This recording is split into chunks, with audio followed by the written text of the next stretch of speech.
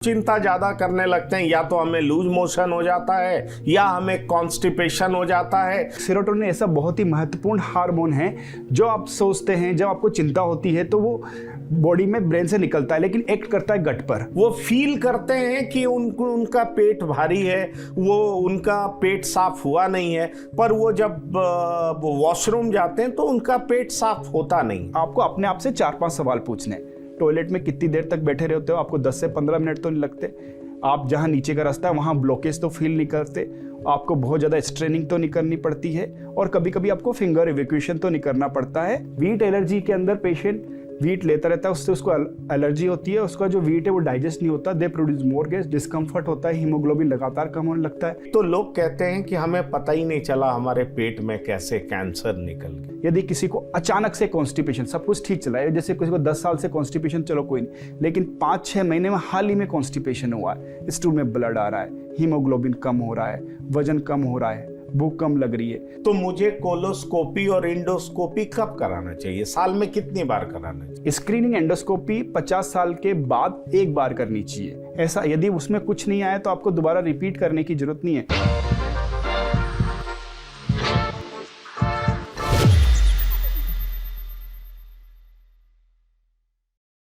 नमस्कार, मैं हूं पंकज कुमार। इस खास पेशकश में मैं एक विशेष मेहमान से आपको मिलाने जा रहा हूं, जिनकी बातें आपके लिए काफ़ी मददगार साबित हो सकती हैं। आप पूछ सकते हैं कि मैं ऐसा क्यों कह रहा हूं। दरअसल आपको पता है कि मनुष्य के जीवन में स्वास्थ्य बेहद इंपॉर्टेंट चीज़ है, और अगर आप स्वास्थ्य को बेहतर रखना चाहते हैं तो आपको अपने पाचन तंत्र को भी बेहतर रखना होगा। और पाचन तंत्र को बेहतर रखने के लिए क्या कुछ किया जाना चाहिए, ये समझना बेहद जरूरी है। क्योंकि कहते हैं कि पेट, स्टमक, गट ये सेकंड ब्रेन है। मतलब अगर दिमाग मास्टर ब्रेन है तो ये भी दूसरा ब्रेन है। अगर आपका गट खराब होता है, पाचन तंत्र खराब होता है, तो यकीन मानिए आपका दिमाग भी सही तरीके से फंक्शन नहीं कर सकता। इसलिए आजकल जो हमारा लाइफस्टाइल है उसकी वजह से हमें गैस्ट्रोएंटेरोलॉजिस्ट की ज़रूरत बहुत पड़ती है। और एक बड़े ही नामचीन गैस्ट्रोएंटेरोलॉजिस्ट हमारे साथ हैं, डॉक्टर कपिल शर्मा, जिनसे मैं आपका परिचय करा रहा हूँ। वो हमारे साथ हैं और आज हमें बताएंगे कि एक मनुष्य को स्वस्थ रहने के लिए किस तरीके से अपने पाचन तंत्र का ख्याल रखना चाहिए। सबसे पहले मैं TV9 और पंकज जी का धन्यवाद देना चाहूँगा इस मंच पर आमंत्रण के लिए। मेरा नाम डॉक्टर कपिल शर्मा है, जैसा कि बताया है। तो आपको ये जानना जरूरी है कि बॉडी में एंट्री एंड एग्जिट पॉइंट आपका डाइजेस्टिव सिस्टम है। जो भी चीज़ आएगी, जो भी चीज़ निकलेगी, सारा यहाँ से ही। आप ये जानकर हैरान होंगे कि बिलियन ट्रिलियंस ऑफ बैक्टीरिया हमारी गट के अंदर रिसाइड कर सकते हैं। जितनी आपके अंदर सेल्स नहीं है उससे ज़्यादा बैक्टीरिया आपकी गट में, और कुछ गुड बैक्टीरिया और बैड बैक्टीरिया के बीच में एक कोऑर्डिनेशन बना होता है जिससे कि आपकी हेल्थ नियंत्रित होती है। यदि ये कोऑर्डिनेशन गड़बड़ होते ही आपको तकलीफ होना स्टार्ट हो जाती है। और दूसरी इंपॉर्टेंट बात मैं बताना चाहूँगा, आप बोलते हैं इम्यूनिटी की बात करते हैं, कोरोना आया सब लोग इम्यूनिटी की बात करते हैं, तो गट के अंदर जितनी इम्यून सेल्स होती है वो कहीं भी नहीं है। टोटल बॉडी की इम्यून सेल को एक तरफ कर दीजिए और गट की इम्यून सेल्स को एक तरफ कर दीजिए, यहाँ बहुत ज़्यादा इम्यून सेल्स होती है। इतने चेक पॉइंट होते हैं, आप कुछ भी खाते हैं तो there are so many check point in gut, वो हर एक चीज़ को कंट्रोल करता है। लेकिन जैसे ही आपका ये चेक पॉइंट खराब हुए, आपको आपके खाने से तकलीफ स्टार्ट हो जाती है। तो अब क्या हो रहा है, औद्योगिक प्रवृत्ति बढ़ रही है, शारीरिक श्रम का अभाव हो रहा है, इस कारण से आपका, और जंक फूड, कोला ड्रिंक ये सब बढ़ रहे हैं। तो जो कोऑर्डिनेटेड फूड है कि आपको इतना % कार्बोहाइड्रेट लेना चाहिए, उसमें भी कॉम्प्लेक्स लेना चाहिए, प्रोटीन लेना चाहिए, फैट इतना लेना चाहिए, वो सब गड़बड़ा गया है। अब जो भी अपनों को मिलता है, जो भी इजी अप्रोचेबल होता है, हम उसको ले लेते हैं और उसके दुष्प्रभाव हमारी बॉडी पर पड़ते हैं। और आप जैसे पता सेकेंड ब्रेन की जो बात की है कि बॉडी के अंदर जो हार्मोन होते हैं ना केवल वो ब्रेन को कंट्रोल करते हैं, वो गट को भी कंट्रोल करते हैं। तो देखा होगा यदि लोग चिंता करने लग जाते हैं उसी टाइम उनको लूज मोशन होते हैं। ये इसलिए होते हैं कि कुछ हार्मोन रिलीज होते हैं बॉडी के अंदर, जैसे ब्रेन, वो काम करते हैं गट पर, तो उससे उनको डायरिया होने लगता है। तो एक सेरोटोनिन ऐसा बहुत ही महत्वपूर्ण हार्मोन है जो आप सोचते हैं, जब आपको चिंता होती है तो वो बॉडी में ब्रेन से निकलता है लेकिन एक्ट करता है गट पर। तो ये तकलीफ आपकी जुड़ी हुई है। आप यदि आपकी गट हेल्थ है अच्छी है तो आपको अच्छा फीलिंग होगा, आपका ब्रेन भी अच्छा रहेगा, बॉडी अच्छा फील करेगी, स्ट्रॉन्ग फील करेगी। तो बहुत इंपॉर्टेंट है कि गट हेल्थ को कंट्रोल करना और गट हेल्थ को मेंटेन करके रखना, ये दिनचर्या के लिए बहुत ही इंपॉर्टेंट है। आपने बहुत अच्छी बात कही, और इसीलिए डॉक्टर बड़े बुजुर्ग कहा करते थे चिंता चिता के समान है। समझिए एक बिंदी का फर्क है। और आपने एक बड़ी अच्छी बात बताई कि अगर आप चिंता नहीं करेंगे तो क्या होगा कि माइंड से सेरोटोनिन रिलीज होगा, और सेरोटोनिन रिलीज होगा तो स्टमक बेहतर फंक्शन करेगा, पाचन तंत्र बेहतर फंक्शन करेगा। और जैसे ही हम चिंता ज़्यादा करने लगते हैं, या तो हमें लूज मोशन हो जाता है, या हमें कॉन्स्टिपेशन हो जाता है, या आजकल अक्सर लोग आईबीएस से सफ़र करते हैं। आईबीएस इरिटेबल बॉबल सिंड्रोम जिसको कहते हैं। इनफैक्ट मैं आपको बताऊं तो मेरी बहुत सारे लोगों से बात होती है, चाहे आजकल वो मीडिया में काम कर रहे हो, आईटी में काम कर रहे हो, अलग अलग सेक्टर्स में काम कर रहे हो। उनकी सबसे बड़ी प्रॉब्लम होती है कि सुबह कैसे वो अपने पेट को साफ कर सकें। उन्हें कई बार जाना पड़ता है और उसके बाद भी उन्हें कई बार उनका पेट भारी लगता है, फूला हुआ लगता है, स्वेल्ड लगता है,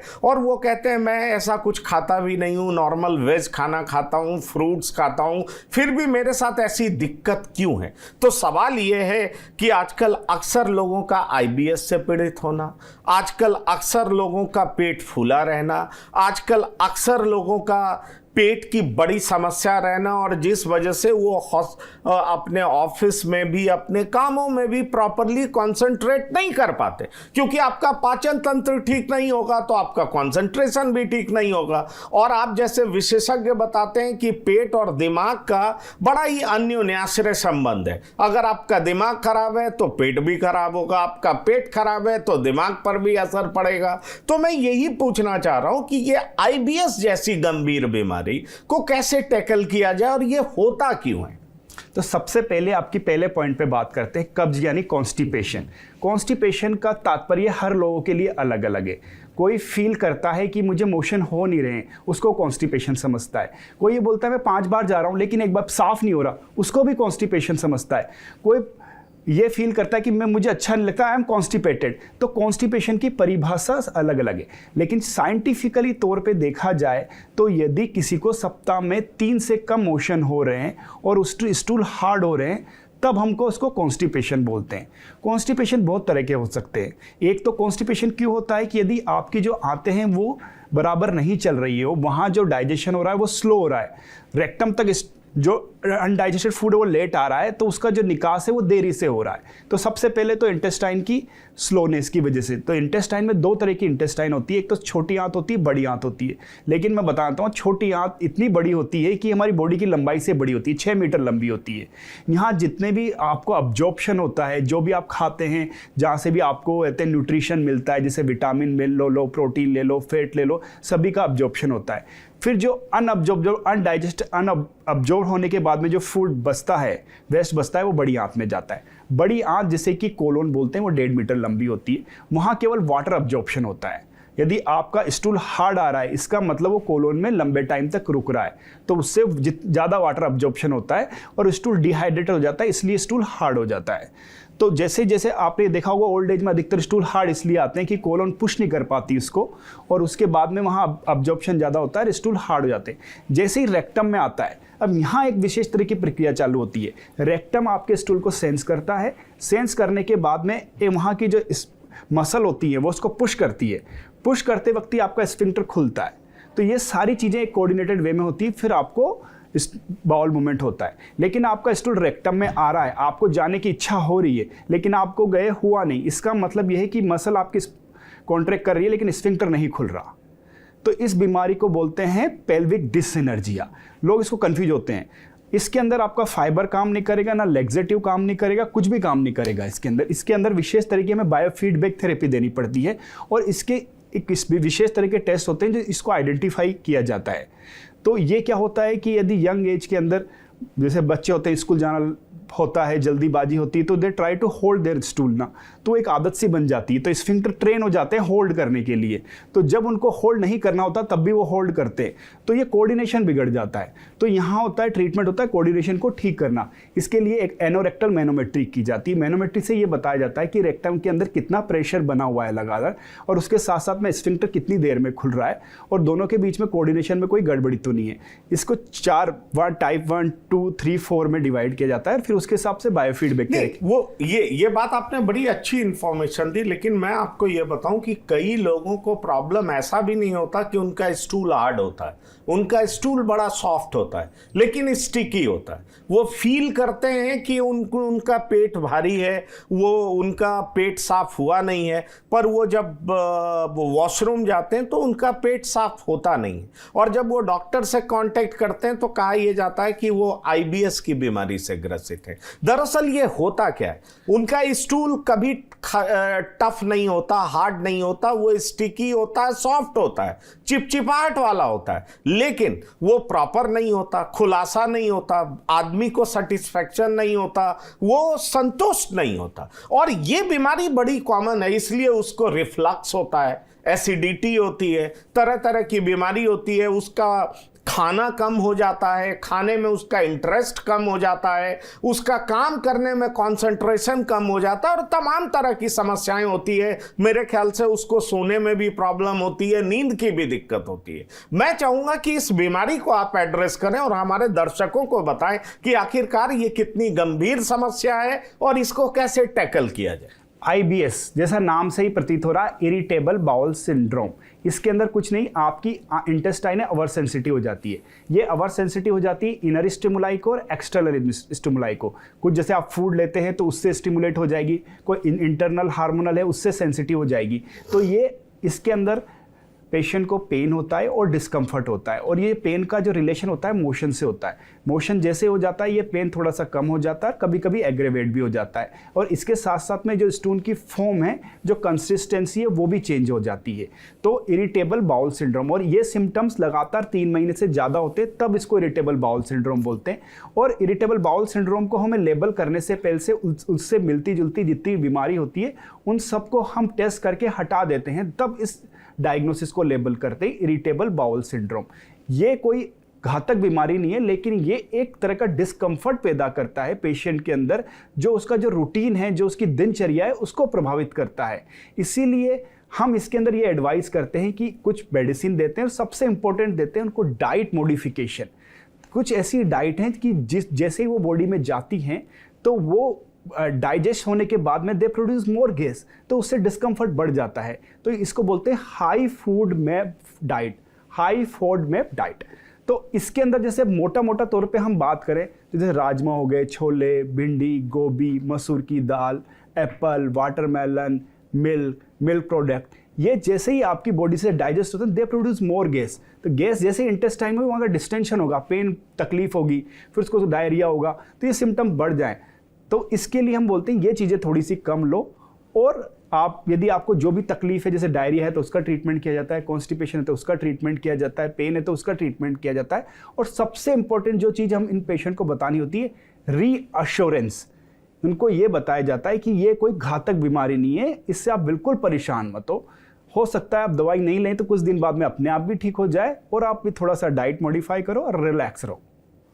तो नहीं, तो रिलैक्स रहना भी तो आज के टाइम में एक बहुत बड़ा चैलेंज है, और आपको पता होगा कि लोग स्ट्रेस मैनेजमेंट के लिए क्या कुछ नहीं कर रहे हैं।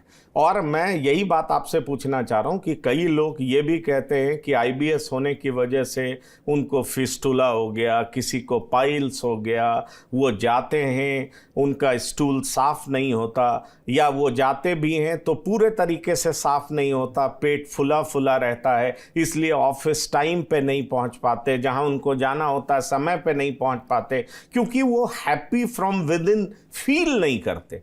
तो मैं यही आपसे पूछना चाह रहा हूं कि दरअसल इस समस्या का समाधान क्या है, और कैसे लोग ये पहचाने कि मैं आईबीएस का शिकार हूं। क्योंकि बहुत लोगों को लूज मोशन नहीं होता है, बहुत लोगों को कॉन्स्टिपेशन ही होता है, लेकिन कॉन्स्टिपेशन में इस तरह का होता है कि वो थोड़ा थोड़ा स्टूल होता है पर स्टिकी होता है, और खाने में रिफ्लक्स होने लगता है। अगर वो कुछ खाते हैं तो एसिडिटी होता है, वो उल्टा ढकार आता है जिसको हम कहते हैं। तो इस तरह की जो समस्या होती है आम लोगों में, उसको कैसे एड्रेस किया जाए? क्या इसका एलोपैथ में इलाज है?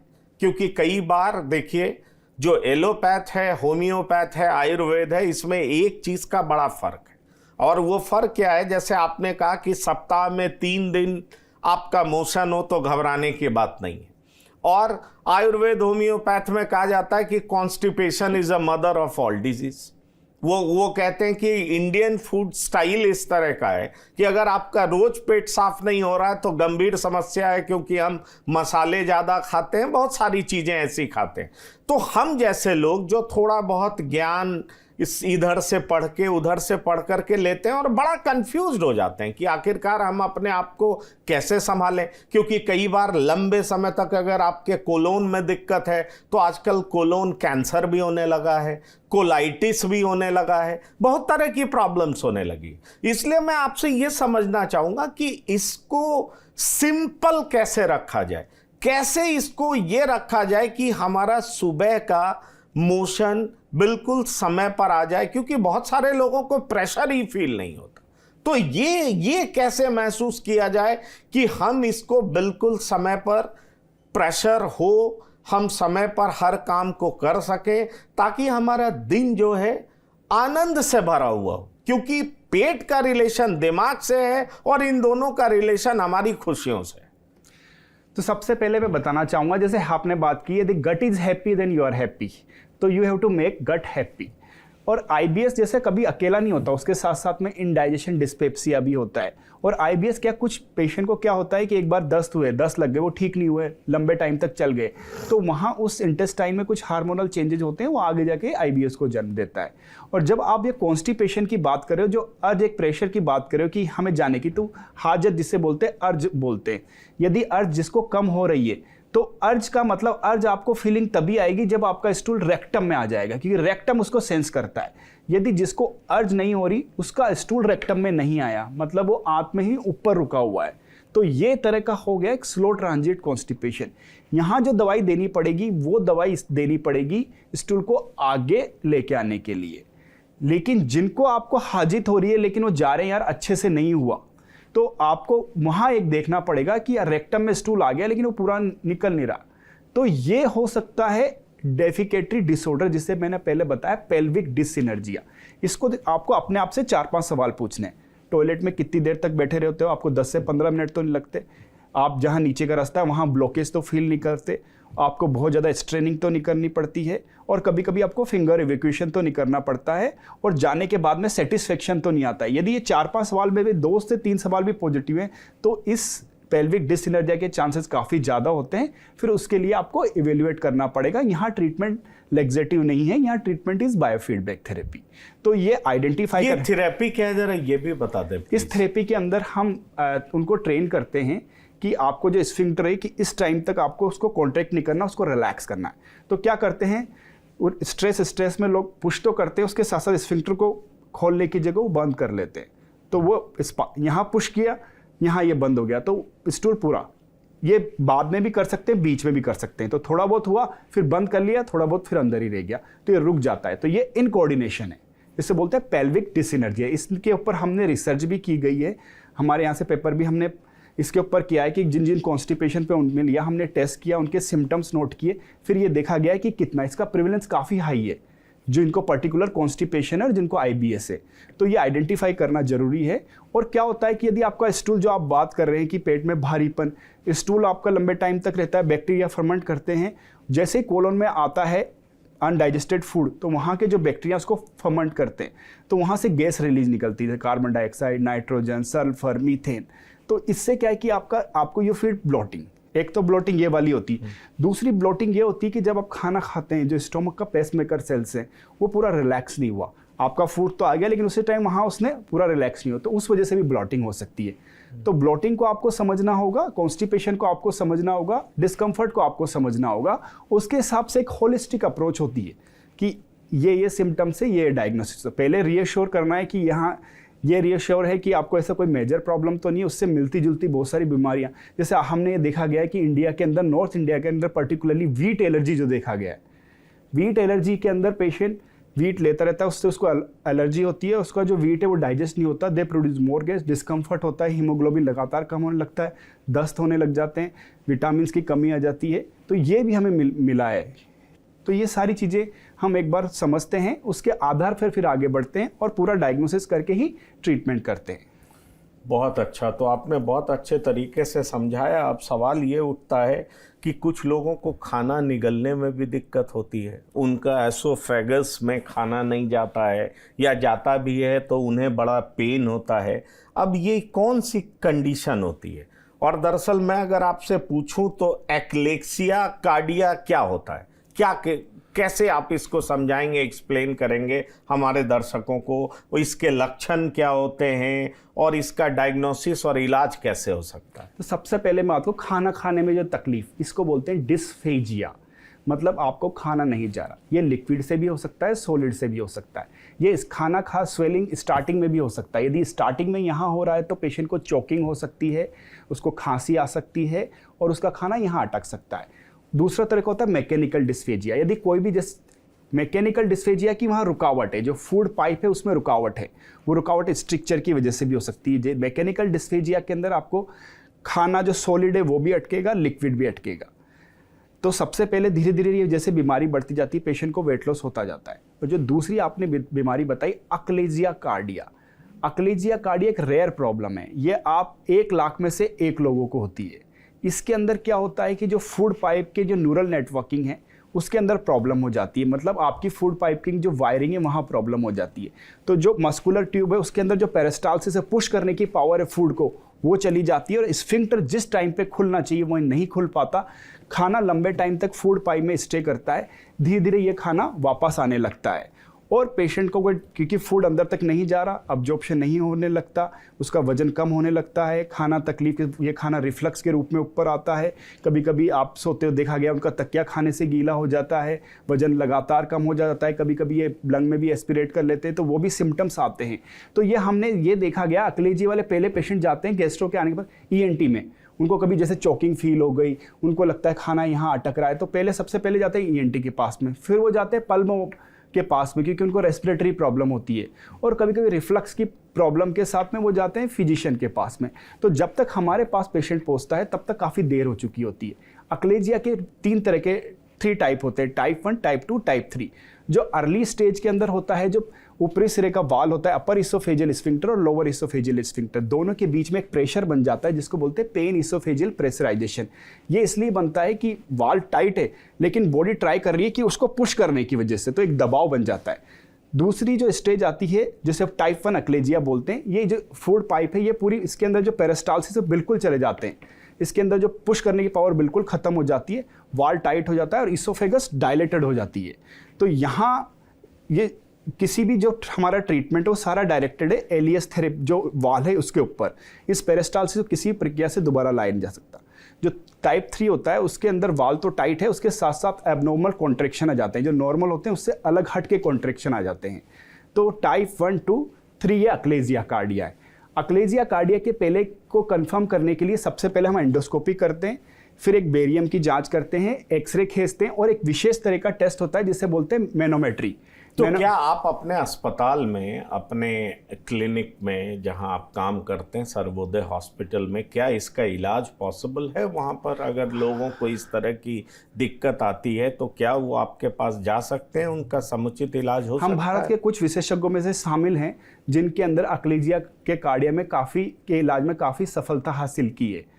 अब इसके लिए पहले होता था सर्जरी जैसे हेलार्स मायोटोमी होती थी, उसके अंदर बड़ा ऑपरेशन होता था, बाहर से जो वाल टाइट होता उसको कट ओपन किया जाता था और फिर उसको क्लोज किया जाता। आजकल एक नई एंडोस्कोपी की पद्धति आई जिसे बोलते हैं पर ओरल एंडोस्कोपिक मायोटोमी।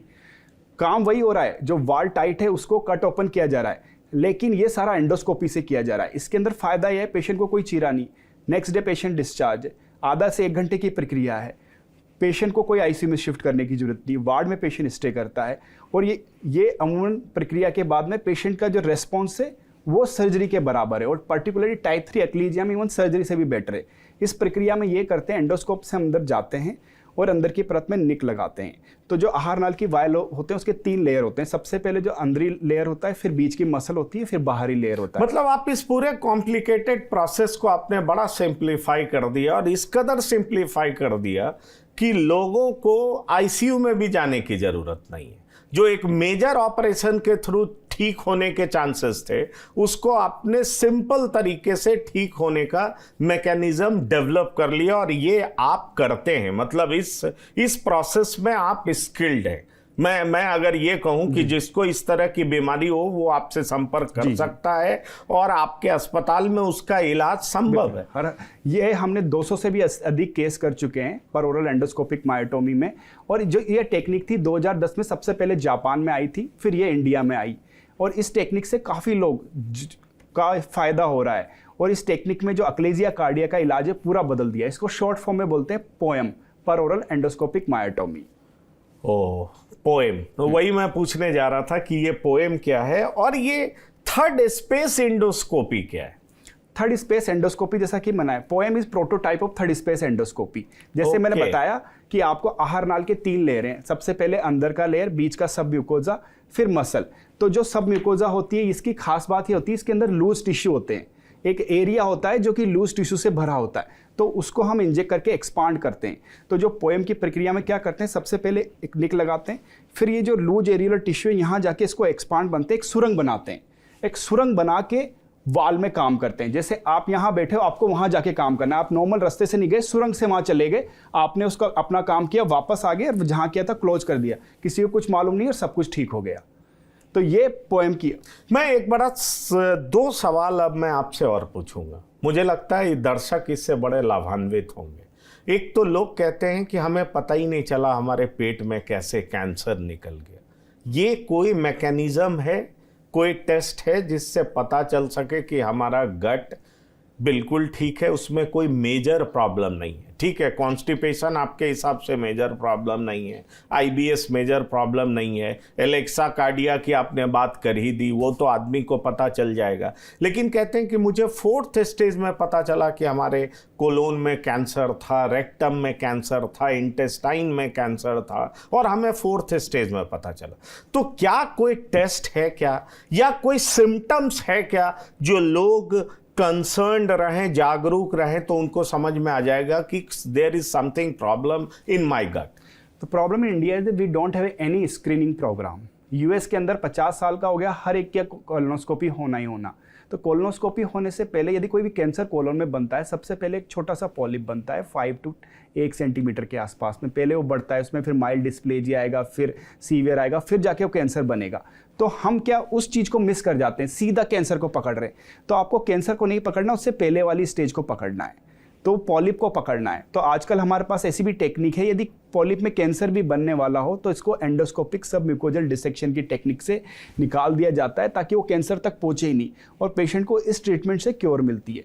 आप सिम्टम्स की बात करें तो अधिकतर पेशेंट एसिम्टोमेटिक रहते हैं, लेकिन there are some red flag sign जो आपको याद रखने हैं। कि यदि किसी को अचानक से कॉन्स्टिपेशन, सब कुछ ठीक चला है, जैसे किसी को 10 साल से कॉन्स्टिपेशन चलो कोई नहीं, लेकिन 5-6 महीने में हाल ही में कॉन्स्टिपेशन हुआ है, स्टूल में ब्लड आ रहा है, हीमोग्लोबिन कम हो रहा है, वजन कम हो रहा है, भूख कम लग रही है, तो आपको इस टाइम तो टेस्ट करना ही करना है। अपर जो सिम्टम्स है उसके अंदर यदि आपको लगातार पेन हो रहा है, भूख कम लग रही है, हीमोग्लोबिन फॉल हो रहा है, तो आपको ये टेस्ट करवाना ही करवाना है। तो आप ये क्या इंडिकेट करते हैं कि आपको प्रॉब्लम हो सकती है। हमारे यहाँ कोई स्क्रीनिंग प्रोग्राम नहीं है, एटलीस्ट हम इन सिम्टम्स पर ध्यान रख के अपना टेस्ट करवाएं। नहीं, पर अगर कोई कंसर्न जागरूक सिटीजन है, अगर सपोज मैं चाहता हूं कि स्क्रीनिंग कराऊं, तो मुझे कोलोस्कोपी और इंडोस्कोपी कब कराना चाहिए? साल में कितनी बार कराना चाहिए? स्क्रीनिंग एंडोस्कोपी 50 साल के बाद एक बार करनी चाहिए। ऐसा यदि उसमें कुछ नहीं आया तो आपको दोबारा रिपीट करने की जरूरत नहीं है। यदि वहाँ कुछ पॉलिप मिला, वो किस तरह का पॉलिप है उसके बाद डिसाइड होता है कि जैसे सपोज मैंने 2 साल पहले कराया था और उसमें पॉलिप मिला था, उसका टेस्ट भी हुआ कि क्या उसमें कैंसर है, कैंसरस है, नहीं है, तो वो नहीं था, उस पॉलिप को हटा दिया गया। तो अब फिर मुझे जरूरत है क्या कि मैं यदि उसमें कोई डिस्प्लेजिया नहीं है तो मैं वही कह रहा हूं कि किसी भी व्यक्ति के लिए, उसने 2 साल पहले कराया, उसको पता चला एक पॉलिप है जो कि उसको दिखाया गया स्क्रीन पर, अब पॉलिप को चेक किया गया और पता चला कि ये नॉन कैंसरस है, इसमें कोई कैंसरस मटेरियल है नहीं, और पॉलिप को हटा दिया गया। क्या वैसे व्यक्ति को कब फिर से इंडोस्कोपी कराना चाहिए, कब फिर से कोलोस्कोपी कराना इसके ऊपर डिपेंड करता है पॉलिप की साइज क्या है, पॉलिप के नंबर्स क्या है, उसकी लोकेशन क्या है और एज क्या है। यूजुअली यदि आपको पहले कैंसर नहीं है तो आप 3 साल तक वेट कर सकते हैं नेक्स्ट कोलोनोस्कोपी के लिए। यदि उसके अंदर डिस्प्लेजिया आया, वो माइल्ड है, सीवियर है, मॉडरेट है, सीवियर डिस्प्लेजिया है तो आपको 3 से 6 महीने में ही करवाना पड़ेगा। यदि उसके अंदर ठीक है कि माइल्ड है तो आप 1 साल तक वेट कर सकते हैं। 3 ईयर, 1 ईयर, 3 to 6 मंथ। चलिए, तो बहुत सारी बातें आपने बताई और मुझे लगता है कि हमारे दर्शक जो इस वीडियो को देखेंगे वो आपके मार्फत बहुत कुछ जान पाएंगे, और ख़ास तौर पर उनको अगर किसी तरह की दिक्कत होगी तो निश्चित तौर पर आपसे संपर्क करेंगे या किसी भी गैस्ट्रोएंटरोलॉजिस्ट से संपर्क करेंगे, क्योंकि जो आपने सिम्टम्स बताए वो कितने जरूरी हैं उसको हम नेग्लेक्ट नहीं कर सकते, क्योंकि अगर हम नेग्लेक्ट करेंगे तो हमें भारी खामियाजा भुगतना पड़ सकता है। हमने जो डॉक्टर कपिल से पूछा कि अचानक लोगों को लगता है कि हमें 4th स्टेज का कैंसर क्यों हो गया, तो दरअसल उसके भी सिम्टम्स पहले से दिखाई पड़ते हैं, और इंडिया में खास तौर पर हम कोलोस्कोपी बिल्कुल नहीं कराते, कभी हमें ज़रूरत भी पड़ती है तो हम इसके लिए नहीं जाते। अगर थोड़ा भी एबरेशंस दिखे, आपको दिक्कत हो, जैसा कि इन्होंने बताया स्टूल में ब्लड दिखे या किसी तरह की समस्या हो, अचानक से कॉन्स्टिपेशन हो जो पहले आपको था नहीं, तो आपको निश्चित तौर पर बढ़िया गैस्ट्रोएंटरोलॉजिस्ट से कंसल्ट करना चाहिए। तो आप अपनी ज़िंदगी को बेहतर रख सकते हैं, सुरक्षित रख सकते हैं और बड़ी समस्याओं से बच सकते हैं। आपको अगर निगलने में दिक्कत है और बड़ी सीवियर प्रॉब्लम है तो डॉक्टर कपिल शर्मा भी हैं, आप ये वीडियो देख करके आप इनसे भी संपर्क कर सकते हैं, क्योंकि इसमें इनका एक्सपर्टीज है। इन्होंने बहुत ज़्यादा पेशेंट्स को ट्रीट किया है एक अलग मैकेनिज्म से, क्योंकि पहले एक बड़ा ऑपरेशन करना होता था, अब ये बहुत सिंपल मैकेनिज्म से उस पेशेंट्स को ठीक करते हैं। और इसीलिए मैंने इनसे बात की ताकि गट से रिलेटेड प्रॉब्लम हो, चाहे स्वेलो मतलब खाना निगलने को लेकर के प्रॉब्लम हो, अगर आप में से किसी को कोई दिक्कत हो तो आप जान सकते हैं कि इसको कैसे पहचानें, और ये दिक्कत हो तो कैसे गैस्ट्रोएंटरोलॉजिस्ट से संपर्क करें, और डॉक्टर कपिल शर्मा से भी आप संपर्क कर सकते हैं अगर आपको ऐसा लगता है कि आपको इनकी ज़रूरत है। बहरहाल डॉक्टर कपिल शर्मा, इस प्रोग्राम में शिरकत करने के लिए बहुत बहुत धन्यवाद और शुक्रिया। तो इस प्रोग्राम में इतना ही। ताज़ा तरीन खबरों के लिए आप लगातार देखते रहिए TV9। धन्यवाद, नमस्कार।